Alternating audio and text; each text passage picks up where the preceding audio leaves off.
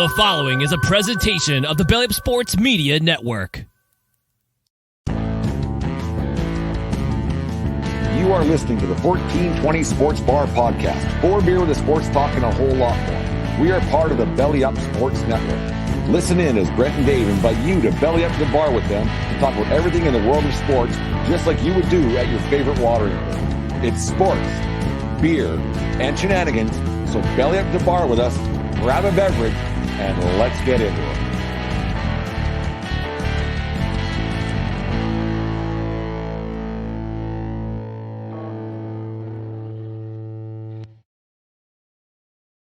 The 1420 Sports Bar Podcast, 4 beer with sports talking a whole lot more, episode number 349 for this 20th day of November 2023. Tonight's show is brought to you by SeatGeek.com and the SeatGeek app. Use promo code 1420pod at SeatGeek.com today and save yourself $20 on your first purchase. Remember we are part of the Belly Up Media Network. Go to bellyupsports.com to check out all their great articles and other podcasts, such as the Crap Root Sports Podcast, one of my favorites over there, the Captain Lou Extravaganza, and No Credentials Required with Ryan McCarty over there. Great show. He's a bit of a Jets fan, so I kind of feel bad for him right now. Like, geez, what a debacle that is in football and out there in New York. Dave, how was the weekend, my friend? It was an enjoyable weekend. The weather kind of held out. It kind of did. The boy and I were going to get our outdoor Christmas decorations done on Sunday. But in true Lethbridge fashion, She got a little blowy. 1:30 in the afternoon, it was unpleasant. Holy cow. It was breezy, and it was a cold breeze. And I'd rather do it in a calm -10 than a windy +5, whatever the hell it was on Sunday. So went back in the house and watched some football. There you go. Turned out so the football gods, the sports gods were looking down at you. We went out to Fort McLeod yesterday. Around that time, actually, I'd the umpire association clinic over at Lloyd Nolan Yard. We went around 11:30. And about 12 o'clock, we went to Fort McLeod, and it was calm as the day is long. Like, I could not believe for Fort McLeod on November the 19th how calm it was. Like, it's beautiful. Like, we did some yard work in the back and raking leaves and all that kind of stuff. And I was like, it is so nice right now. And then got back to Lethbridge, and like you said, the wind was just humming. I was like, fuck this. Yeah, it was a total fuck this. Yeah, it was because the morning was so good. I'm gonna say it's my mother's birthday today. Happy birthday, Mom. I went over to the house to 55 years old. That's what 55.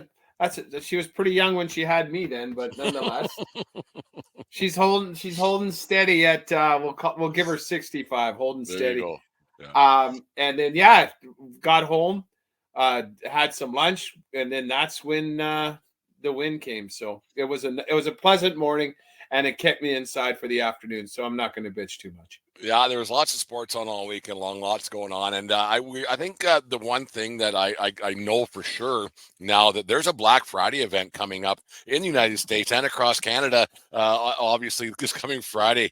Holy cow, they gotta stop that with that advertising about Black Friday. We know, we get it. Every store has it. Every website has it. Like, I understand advertising and everything else more, just as much as the next guy. My wife does it for a living. But Jesus, Murphy, man, it is out of fucking control. It is. And it's the same day every year, so I don't understand why they even have stores, to. Well, you could save, it seems to me, they could save a lot of advertising budget just by saying one time, hey, Black Friday, remember it's Black Friday. Come and check out our shit. Like, it's not like they're door crasher special, this, that, like, fuck. Yeah, we know. Same as last year, same as year before. Yeah. Same as 20 years ago. Yeah, 100%. Do asshats still like camp out at 3 a.m. to be the first one in line, or have they made that illegal? I think they actually go the night, like Thanksgiving Day, Dave. Like, they go like because now it's like Black Friday, fucking Thanksgiving door crasher specials, like right after dinner. Like, once the Cowboys game is done, they open the doors. It's actually insanity. It's crazy. Like, it's all weekend now. Black Friday weekend or Black Friday week. Like, gee, well, why even bother? Just well, you know, if one less person gets trampled to death looking for a big screen TV, then I guess that's that's worth it right there. But you know, in all the years that we've owned that the Montana house, now I haven't been down for Black Friday once. Like, I get went out. years ago. I can't remember what year it was. Even 2011, I think it was. I was flying out of Great Falls on Thanksgiving weekend and having a drink, having a beer, some sports bar somewhere downtown, downtown Great Falls. And the girl served me. She goes, "Oh, are you here for the Black Friday specials?" And I was kind of oblivious to that kind of stuff back then. I said, "No, I'm flying to LA tomorrow to go to a football game." "Oh, there's so many Canadians down here for Black Friday." I said, I'm not. I'm good." But then you get thinking in your own head, like Chip Winters right now is setting up for KABC and Wichita, Kansas, getting ready to do some report. I feel bad for Chip Winters. Every year he gets that assignment in Wichita or in Kalamazoo or wherever it might be. Like, it's just an awful assignment. Well, I'd rather be Chip Winters and stand in front of the fray as opposed to stormy weather and have to stand outside in a fucking hurricane and have the have pieces of palm fronds and beach and driftwood hit you in the face as you're trying to follow news reports. One thing, like, we'll get off this and say it's always funny when they put guys outside. Yeah, it's a hurricane. We know. Like, it's fine. You don't got to put that guy outside. There's a guy on Global News every morning in Calgary. They put him outside. Like, there was a murder last night. They put him right there. There's a car crash. They put him out. And he says the same thing every half hour from 5 a.m. till 9 a.m. every day. It's like, but he's there on scene. On scene. And no one cares. I wish I remember the guy's name to say something, because it's quite funny. Anyways, Dave, week 11 of the National Football League season's wrapping up tonight with the Kelsey Bowl. Son Swifty, the Chiefs and the Eagles battling out tonight. I don't know what the score is as of right now, but week 11 kind of went a little awry up here. Like, it was wins and losses. Some teams played a little bit better than they should have. There wasn't a lot of upset games except for your Denver Broncos with another victory to get them to 5-5. 3 in a row, baby. Like, ever since that ass kicking from the Dolphins, they've shown that they care, and which is huge. That shows they haven't given up on the coach, and the coach's message is obviously getting through. 3 in a row. Like, we're not sizing rings up yet, but you know, 2 of those 3 wins were against really good competition, and the Vikings are no slouches either. They're a decent team. They're decent. They're decent, but they don't have superstar Kirk Cousins right now. He's got the Achilles thing. So I like a 21-20 win. It's all hypothetical. We can't speculate, obviously, but why wouldn't it? Because no one's listening anyways. But when you have a Minnesota team on whatever quarterback they're on, I want to get that in half a second. There's a quarterback shortage, I think, around the National Football League. When you have Vikings, Sans, Cousins, you have to take advantage of that, and that's what the Denver Broncos did. And like, it's when you have these teams that you're getting later in the season, and there's guys in and out of the lineup, and you got to take advantage of those situations, because I think if Cousins is in that game, he's probably good for three extra points, and then it's probably the tide turns a little bit. I'm not saying you're wrong, but he wasn't there. But he wasn't. So like, it doesn't matter, but yeah. Yep, you can only play the games that are in front of you, right? Buffalo had a full slate, and Kansas City had a full slate, and those 2 are on the road. So, you know, that's all you can do is play the games that are given to you and try and win a couple. And I'm glad this season has turned around, and it's nice to be cautiously optimistic now. And hey, how's that greatest offensive coordinator in the world, Nathaniel Hackett, doing with his quarterback? I thought he was good. He's the OC for fucking New York Jets. I understand it. I never once said Nathaniel Hackett was good. I never once said that. You want to go back and review the tapes, review the videos, go right ahead and do it. I never said he was good. All I said was that he should not have been besmirched the way he was by Sean Payton. That's all I said. There was no there was no. I never said he was good because obviously he wasn't, but it was he never turned out the way, and he's not doing well. But that whole thing, actually, let's talk about that. Right, I want actually we'll get back to we'll get to the Jets in half a second. There was a couple hits last night, and there was one especially by a guy from Denver, Kareem Jackson. That was it. It was like like one of those ones you watch, go yeah. And guys are vintage, like our vintage. We're a little more used to those hits because that's how it used to be played back in the 80s and 90s and early 2000s. Now you can't lead with the head and then just run guys and like what was your thoughts when you first seen that? And then when you and like what came 20 years ago, Dave? What's the call? And then today, yesterday, Dave, what's the call on that? Well, those are they used to have the segment on, I think it was ESPN with Berman on their wrap up show. They jacked up. They would highlight those hits, guys. Those blindside hits. It's not part of the game anymore, and it makes me uncomfortable. And this cocksucker from Denver, he's been suspended for it before. This is for his first doing game that. back. He has to get kicked out of the game. Like there is no part for that. And he's clearly headhunting. And to do that the first game he's back from a suspension, he's not learning. Like he's going to hurt someone bad. I'm 100% for suspension here, and apparently he got 4 games. He's appealing it. But he just served 2 games. And if you're a repeat offender, you should get more. I hope he gets all 4 games because that's garbage. Like that's garbage. The one thing that's surprising about that is that the way the game is taught, and this Kareem Hunt, he can't be 26 years old. I have no idea how old he is. I don't care. But the way the game has changed since he's been playing, I don't want to say Pop Warner football, but since maybe junior high, whatever that might have been, the game has changed a lot, and the rules are the same everywhere. So he's been taught this by somebody who shouldn't be coaching either, because you don't. Nowadays, you play because these coaches run by an iron fist. They do, right? Do this, do that, and that's in football, right from Pee Wee football right on through. Do this, and that's how they are. And we've talked about that before. So this guy's been learning something from a coach somewhere, either in his college career, his high school career, junior high, whatever it might be. And like this one's on the coaching staff of whoever taught him to play. Yeah, it probably got him to where he is in the National Football League, playing with an aggressive style.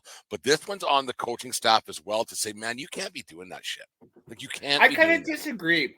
He knows he can't do that shit. He just. And why is he playing? Because we've said before, these coaches they run the operation. You don't do a thing without me telling you. I tell you when to shower. I tell you when to eat. I tell you when to do this. And that's how these coaches pretend they act, especially in college.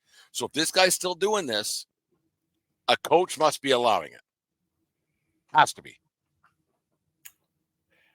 I don't know. Like, why did Kadri get suspended in the playoffs twice with the Maple Leafs? He knew what he was doing was wrong. He's able to play all the games, like all 82 games in the regular season without losing his mind, and then he has to go and get suspended in the playoffs in back-to-back years. I get it; these aren't playoffs, but I maybe he takes, I don't know, too many fucking Androsteins before the game. Like, I don't know, and he loses his mind a little bit. But that's part of the game that's gone, and everybody knows this. You can't be launching yourself at guys' heads, especially when they're a little bit defensive, like that guy was on Saturday, on Sunday, and that it kind of pisses me off. It's reckless, and you're hurting the team. Yeah, it's insane to think that that's okay, but we'll get off of that because people will agree and disagree, and they'll snowflake this and that and everything else, and the woke crowd, and blah blah blah. You're never going to please everybody, and most of those people listen to our show. But the other thing that you brought up a little bit earlier, Nathaniel Hackett and the Jets, that is an utter embarrassment, and I don't think that just because, yes, Aaron Rodgers got hurt the first time he took a step on the field back in September, that this team was going to be very good. And this is as much as an Aaron Rodgers situation. Yet I'm not saying that Zach Wilson is Aaron Rodgers by any means, but the guys that Rodgers wanted to bring in or demanded that the Jets bring in, they haven't done a damn thing. And then that's a bad football team. Zach Wilson's a bad NFL quarterback, and that is an embarrassment. Like when he can't even run backwards, he's so in his own head. He fell down yesterday. I don't know if you saw that. I don't feel for the guy, but I feel for the guy because these guys have money beyond belief, so they'll fall into their bed of pillows of money and everything else. But that is a bad football team because it's a disaster, and I don't know if all the coaching staff will survive for next year if Rodgers does come back. If Well, I think he is coming back. I'll be surprised if he's not. Rodgers is too much of an egomaniac to not come back. I obviously I don't think Nathaniel Hackett is a very good coach. But Rodgers wanted him there, right? Well, I don't know. It didn't hurt because that's what happened. And the last time Hackett was the OC for Aaron Rodgers won the NFL MVP. So there's something there. And maybe he just says, like, just let me. Maybe Rodgers hands them all the fucking. This is what I think. This is what we're working on. You know, it might be that easy for Hackett. You know, and why can't I get paid by listening to one of the best quarterbacks in the game today? Like Hackett, obviously, too, because, you know, he fucked up Russell Wilson, and now he has a much less talented quarterback than Zach Wilson, and he's not dumbing it down for him, or there would be some kind of improvement, but he's getting worse every single fucking game. And this is on the Jets, too. Like, you don't have a backup now for your backup. Your quarterback got hurt 5 minutes into the first game of the fucking year. And you don't have anyone signed. Like Josh Dobbs is winning games for Minnesota now, and you don't have a backup. Who's this smelt playing for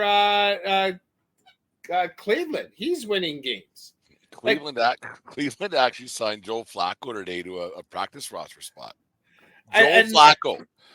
Joe fucking Flacco, and we'll get into the quarterback situation around the league in half a second here, but no, that Jets team, that's an absolute embarrassment, and these guys, and you question about these padded stats that these quarterbacks get, and that's why I don't give a whole bunch of credit to a lot of these college scouts, I guess, that for the NFL, because, well, he put up big numbers, he must be good. Because more often than not, these quarterbacks fucking fail. Like how many, like we've talked about it like over and over, how Heisman guys never end up being worth a fuck in the National Football League. You know, and just the first two quarterbacks drafted last year. You know, that Bryce Young for Carolina, he's sucking ass. And CJ Stroud for Houston is making a play for the MVP, let alone Rookie of the Year. How can they got picked bang bang one after another, and Young went first?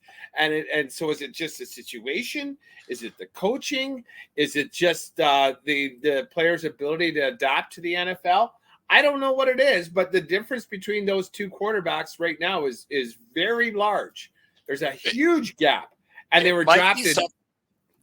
Go ahead, Dave. Sorry. Well, and they were just drafted right back. No one, like, it was a coin flip who you picked, and Carolina decided to go with Young before CJ Stroud. It might be something of where they are in their rebuild, right? Like, and I'm not going to pretend to follow the Houston Texans and the Carolina Panthers by any means, but it might be something where they are in their rebuild by where, like, maybe the Texans been okay. They got their offensive line straightened out. They got the running back. They got the wide receiver.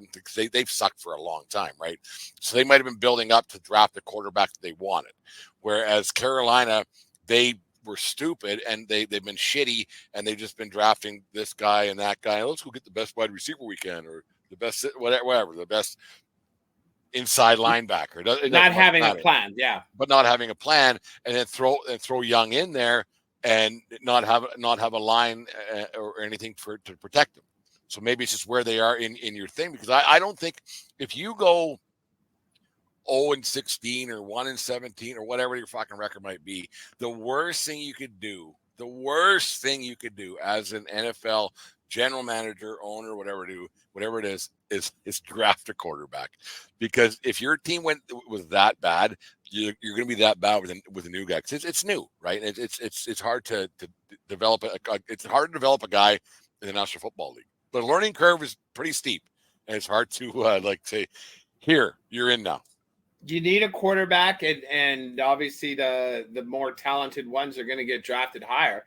But like if I don't know who's going to get the number 1 draft pick, I wouldn't pick Caleb Williams at fucking gunpoint. Mm-mm. Absolutely not. Especially seeing the way these guys, these highfalutin kids are getting drafted and then flaming out in the NFL. It's kind of gross. It's kind of disgusting. Yeah. Like I don't understand, and I don't know how much of that is coaching, how much of that is system, how much of that is actual a player being able to adapt to the professional game. There's so many variables involved in NFL football, so it's hard to blame it on the player all the time. No, I'm glad you brought Williams up. I'm an SC guy, as you know, and he had obviously a great season last year, winning the Heisman, they 2 lost and everything else, and went in the Cotton Bowl, and then now they went 7-5 and had an absolutely awful year. Like there's no getting around that.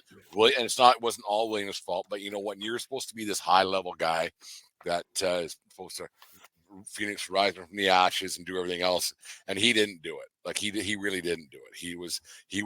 He had a really good season, not even a great season or a really great season. We want to put it in comparison. He had a really good season, but they lost 4 of their last 5 games, and that's it. And when all the hoo-ha came out about him, what his dad interjected saying that maybe he won't come out, and he's going to want part ownership of the team, blah blah blah, and like, and right from that point on, his season went downhill. He wasn't terrible. Don't get me wrong. He wasn't terrible, but I wouldn't draft that kid for nothing. I wouldn't.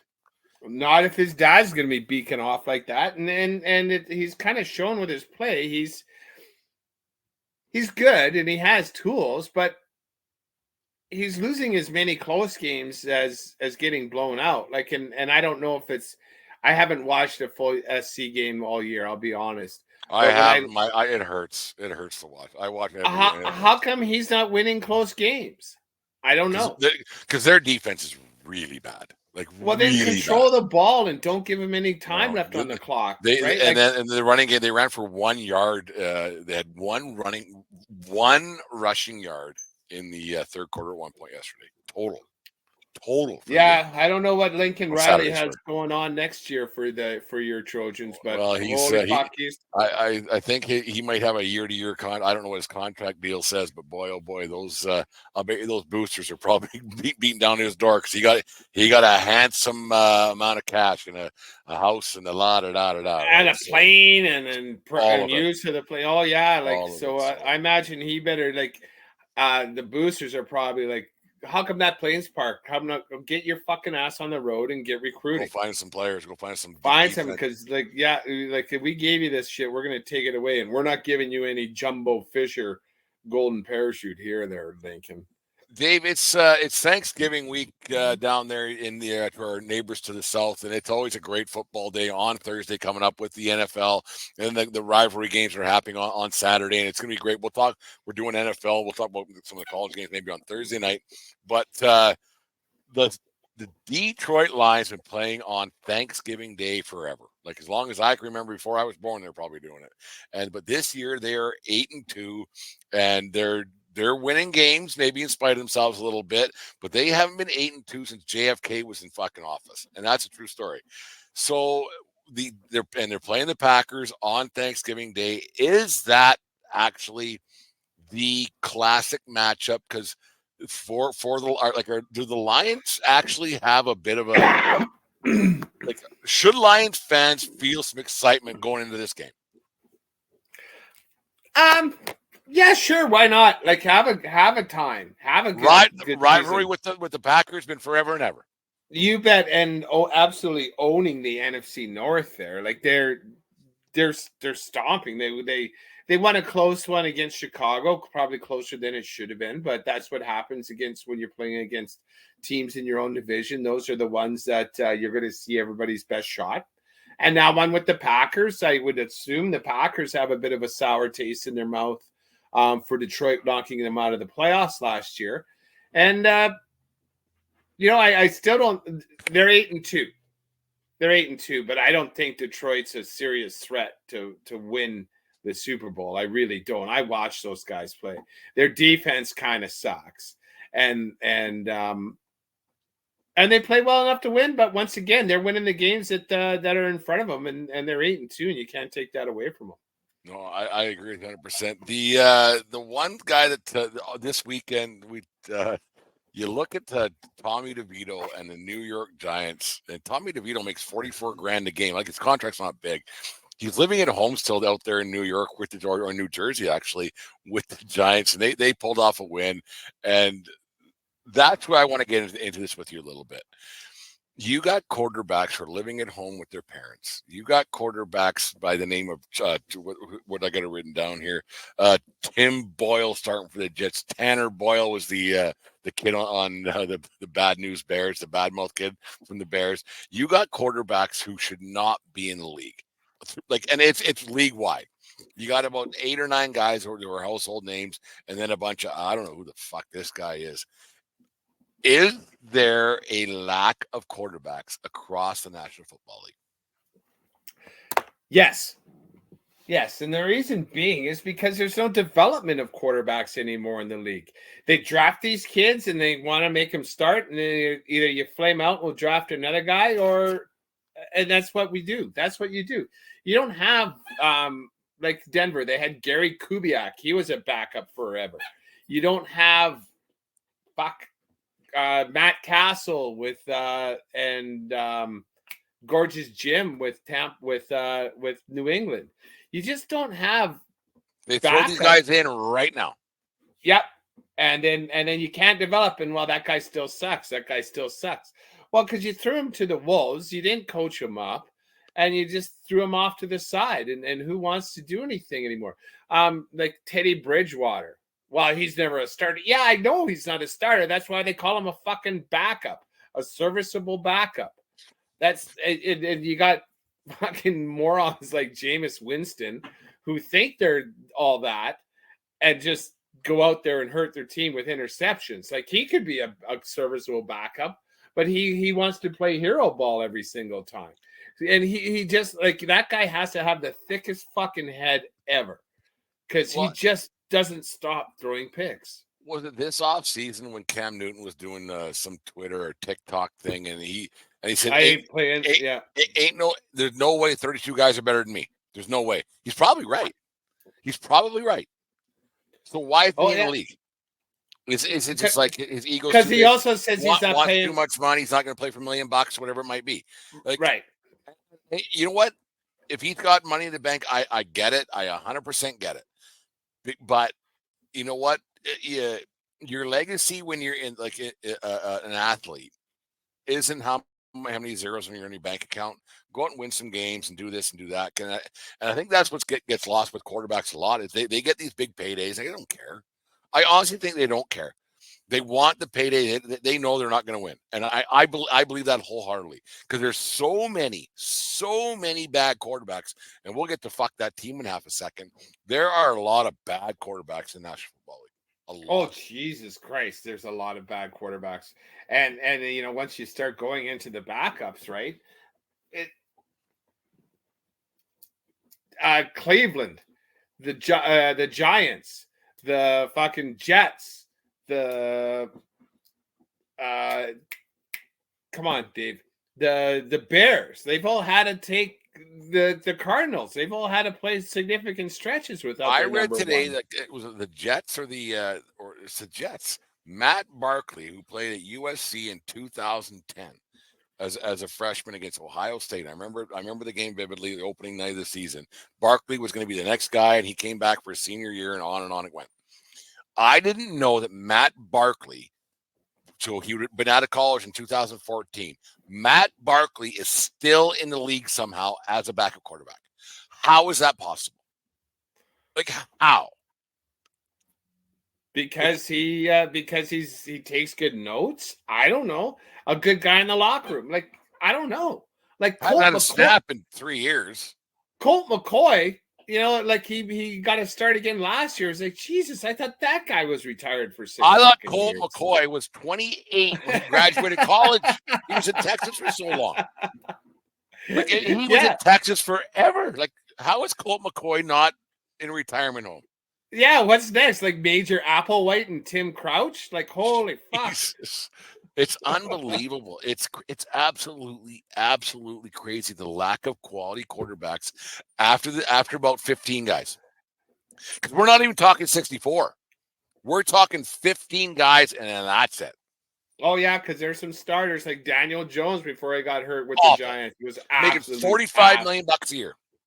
Yep, and then the midget in Arizona, he actually kind of played decent, but he'll fuck up again.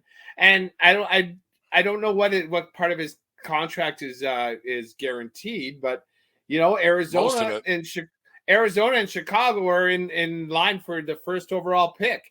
And if one of those franchises picks Caleb Williams, I am just gonna laugh and point and say, do it all over again. Fucking right. Can't you learn? I know injuries, but I don't care that much. Like I'm a FC guy, and I want them to win. But if I was Williams, I go back to college for a year and get a little more mature. I know injuries come into effect. You want to get as many earning years as you can. But if I was him, I'd go back to college and mature a little bit. That's that's what I would do. Well, he says he can make more NIL money than he can in the league, and there is the salary cap once he gets drafted to the NFL. But then also, is his stock going to diminish more? Like, because he definitely if he has a bad year, it probably could. Yeah, absolutely. Yeah, and then you might as well go to the NFL and at least get that clock running, because it's all about your second deal, and you can't get to your second deal until you play 2 years of your first deal. And I would go to it would depend. Like I don't think he would go first overall, but Arizona has proved that they can't get out of their own way. They're idiots running that franchise. They're idiots running the Chicago Bears franchise. I don't know who might fly. Maybe the Jets. I read today that Chicago is not taking him. They're invested in Fields. Well, they got to do something there. They got to change up coaching or whatever, because Fields does show glimpses of promise. But that was week 2 or 3 when I was on the boys' weekend and I watched him play with a buddy who is a Bears fan, and we were laughing out loud at how bad he was. So I don't know, maybe that was just a game, but I trust him about as far as I can kick him too. Deanne's brother's coming here on Sunday. They're going to that fucking Boney M concert. I got out of I got out of that one. She's very proud of me how I got out of that. You'll be loved when we talk off air on that one. But you wonder why, like, if actually, let's get on this right before we get to the frauds and fuck this team. But like back in the day, you had to like this is a long time ago. Doug Flutie went down at the CFL. He didn't get a contract and went NFL draft USFL, and like this is a long time ago. And you wonder why maybe the NFL, some teams would I don't know what the agreements are, but let's teach these kids how to be professionals a little bit. Not not the superstars, but the backup guys. And because you had Jeff Garcia coming out of Calgary, and you had Doug Flutie coming out of Calgary and Toronto, and he played everywhere and went everywhere he went. You wonder why that they wouldn't have some backup guys and have an agreement somewhere that you because there very well might be. But why the CFL and the NFL can't come up with an agreement to develop these quarterbacks a little bit, because the field's different and everything else. Like, but it's just different. Like you're dealing like when you're a man, you have man strength. When you're a teenager in college, you have teenager strength. And this CFL it's a different league. We talked about it off there because I don't think it's a bad idea to maybe develop like the second tier guys a little bit, or maybe the third tier guys to become second tier guys in the Canadian Football League. I'm wondering if the USFL and like it's a USFL and the XFL, and apparently they're merging and doing this. why can't they do it like every other sport and have a developmental league, right? Every sport except for Every sport NFL. has it. And then how are you supposed to develop young talent? Like, so in the NFL, if you're not ready for the league at 22 when you graduate school, like, okay, see ya, have fun at the factory or wherever the fuck. They're not necessarily. No, you're right. Factory. You're right. And then like, Health insurance or whatever. Yeah. So where's that player going to be in 3 years? Whereas in baseball and in hockey particularly, that person's drawing a paycheck, not making a great living, but playing a sport for a paycheck And for getting 2 better. 3 years and getting better. And the team has more time to look at him. What kind of player is he off the ice? What kind of player is he with his teammates? Does he like to learn? Is he willing to pay the price? Those are the intangibles that's going to get a kid a look in the league. And then if you stick, you stick. But at least gives you a chance, and it gives you something as opposed to fucking having the problem with the NFL is right now with quarterbacks, right? They always seem to find linemen and DBs. How come you can't find a quarterback, which is the single most fucking important position in the league? I watch a lot of college football throughout the years, and I could not tell you where Tommy DeVito played college football. I have no idea. He's a household name right now because how bad the Giants are, right? Well, and he beat the Commodores on the weekend too, so that helps. Yeah, I mean, Jesus, that's what I'm getting at. Like these guys have no. I think the NFL bungles their quarterback situation more than any other league. Like if a guy like if a goaltender gets drafted in the first round, which here it is. I just thought of this. Rarely do goalies go in the first round of the National Hockey League draft. Rarely. Carey Price, you had, and I'm not just talking first overall. I'm talking first round. You had Carey Price. You had the Flower there, Marc-Andre Fleury, and then a few other guys here and there. But rarely does the most important position in hockey, because it is, I'm a goalie hugger, obviously, but rarely does a fucking goaltender go in the first round in the National Hockey League draft. Every time there is a flavor of the week in the NFL, it's the quarterback who goes in not just first round, first overall, and they're never ready. I shouldn't say never, but 9 times out of 10 they aren't ready. Yeah, Joe Burrow was ready. That's the last number one. Right, you got first rounders that were like Trevor Lawrence is kind of ready. He got Trevor Lawrence, yeah, but he got fucked over with Herb. Yeah, but CJ Stroud, who was not the first, he's ready. Bryce Young, ready. They won in spite of him yesterday. He threw 3 interceptions. Young did. So let's not give him the MVP. Well, he still threw 350 yards and won. Right, so that's at the end of the day what matters the most. I don't know.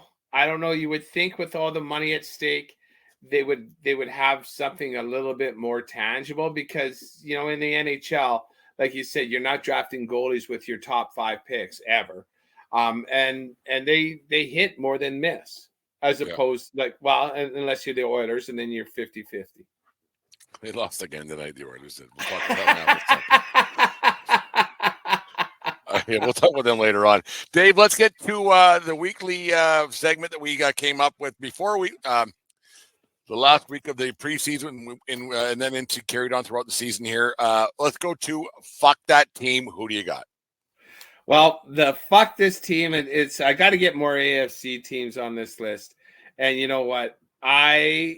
I've been waiting to put this fucking team on the fuck that team list.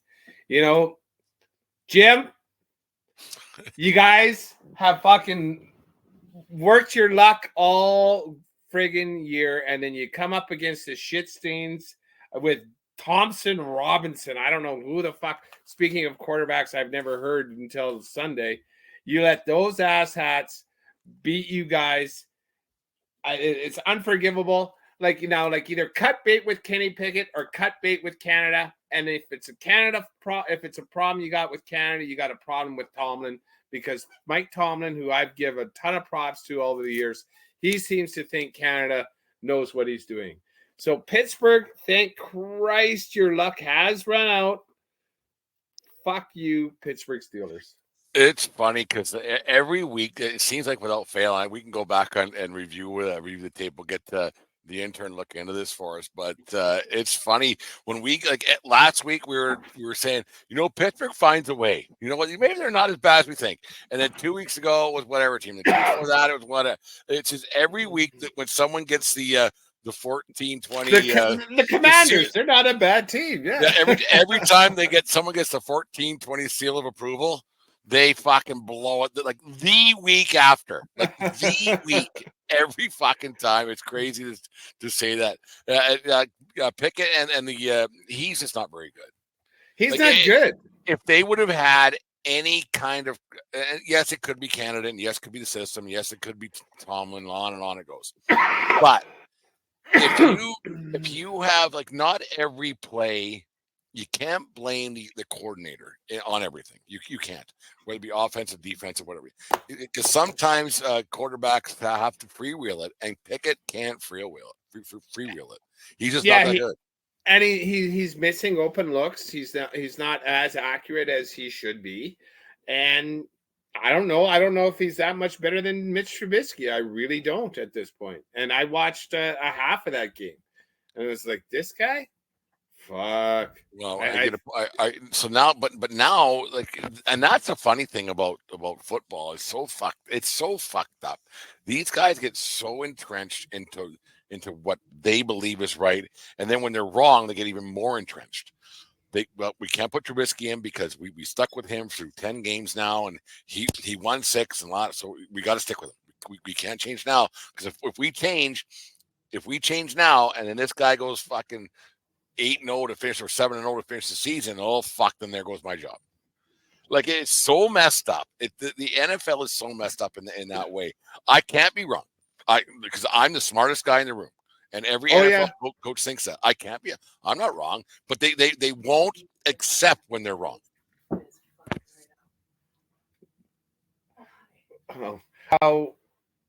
It's not weird because it happens all the time, right?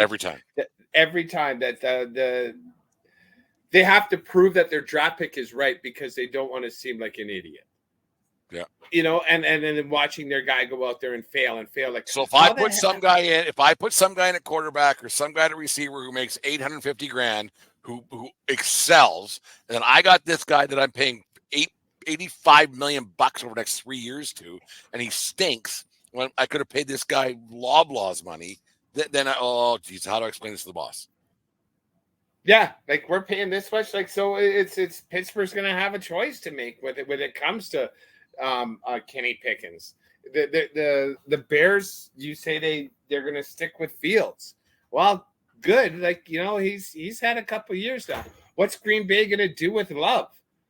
They kind of didn't look that awesome on the weekend either, even though they beat the shitty Chargers. Is that who they beat?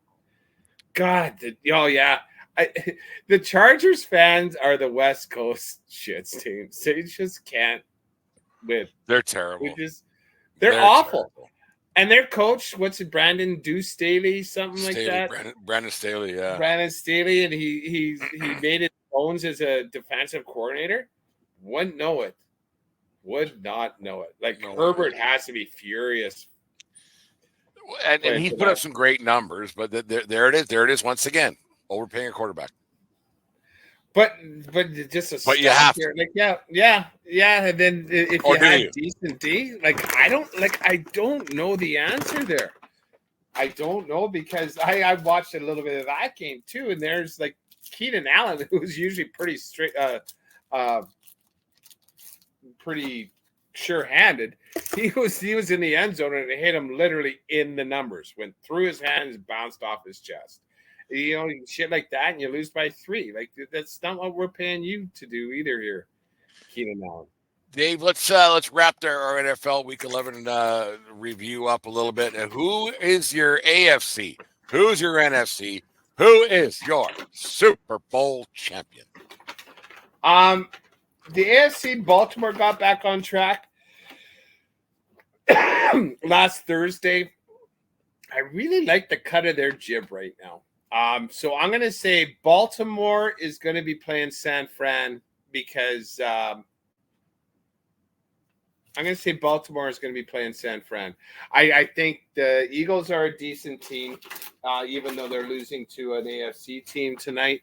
And the NFC, I still believe they're a joke. The Detroit is not a good team. They're a good team with a really good record. Who wins? It's AFC. Whoever the AFC is going to win the Super Bowl again. So it's Baltimore right now. And when Baltimore gets to the big game, they win them pricks. I like Baltimore. I agree with you on that one. And you know what? I'm going to go a little bit off and I don't know why. I have no idea why. And I was watching the game yesterday, and yes, they beat up on a lesser known team, but for some unknown reason in my head, I was watching that game, and I think that the Dallas Cowboys are going to win the NFC, and I can't explain why. Eventually, a blind squirrel finds a nut. Do you know what? The blind squirrel is doing? Did you hear that Jerry Jones had talked to Jimmy Johnson? They're going to put Jimmy Johnson's name in the Ring of Honor. There it is. Maybe it's a little bit of karma. Maybe it's a little bit of Yogi Berra, George Steinbrenner karma back in 1996 with David Cohn's perfect game. So it might be the exact same thing. I for some reason I think that the Dallas Cowboys are going to go to the Super Bowl. Will they win it? I don't think so, because I just don't trust Dak that much. But that, like what you just said, and the karma, I think the Cowboys are good enough, because I think no one's great in the NFC. I just think they have a chance. I really do. I don't know what I believe it. You know, Dallas is putting together a decent season too, and they're able to score. If their defense is based on turning the ball over, and if they can get a couple turnovers, they can beat anybody. I would hate to see it. I would absolutely hate to fucking see that. I couldn't imagine what Super Bowl week. There's hats around Lethbridge would be. There's Cowboy fans in the weeds everywhere, and they're gonna come out like a dandelion in the spring if they ever make a run in the playoffs. Yeah, 96 when David Cohn threw his perfect game for the Yankees against the Montreal Expos. That was Yogi Berra Day, and that was the first time he was back in the stadium, because him and Steinbrenner had a battle. That season, the Yankees won their first World Series in 20 whatever years. So maybe this is the exact same thing with Jimmy Johnson and Jerry Jones. Who knows? So Jimmy crafted that team, right? Like he was integral of putting that roster together. They won 3 Super Bowls. Jimmy won 2, and Switzer won 1 because that team was so good. But Jimmy Johnson himself was 7-1 in the playoffs as a head coach. Pretty good. It's pretty good. He's had a much more longer career as a broadcaster. He's probably made a lot more money too as a broadcaster compared to what the coaches' paychecks were back in the early 90s. There's no getting around that. Oh yeah, and a lot better social life too, I gotta guess. And the perfect head of hair all the time, old Jimmy Johnson. Anyways, the 1420 Sports Bar Podcast, 4 Beer Sports Talking a whole lot more. This segment is brought to you by SeatGeek.com, the SeatGeek app. Use promo code 1420POD at SeatGeek.com today and save so $20 on your first purchase over there at SeatGeek.